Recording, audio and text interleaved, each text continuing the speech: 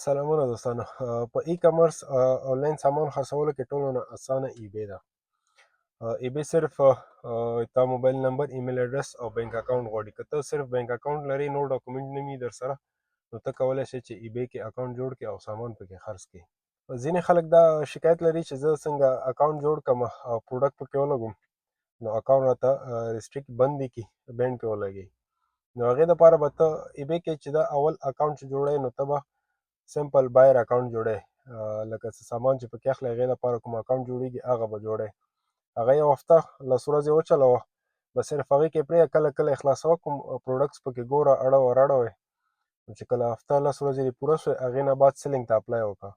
سیلینګ کې صرف تا نه بینک اکاونټ غواړي، نور تا نه بل شی نه غواړي. نو هغې نه پس چې اپلای دې ورته وکړه، نو تا باندې به ریسټریکشن نه لګېږي او کولی شې چې بیا پروډکټ پکې ولګئ او خرڅ یې کړئ پکې. ای بی کې بل ښه والی دا ده چې ای بی تا ته خپله چې لږ سامان پکې خرڅ کړې، نو بیا تا ته یو اپشن درکوي.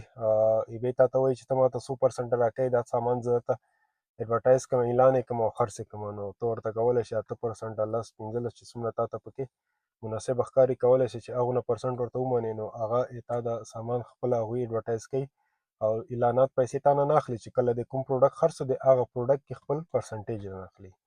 نو دې اکاونټ څنګه جوړیږي او دې دا نور پروډکټ څنګه پکې لګول کېږي، د ټولو باندې به ویډیو مونږ جوړو او ډېر ژر به مونږ ویب سایټ هم لانچ شي. نو هر څه به فری کلاسونه به په ویب سایټ کې انشاءالله. ډېره مننه.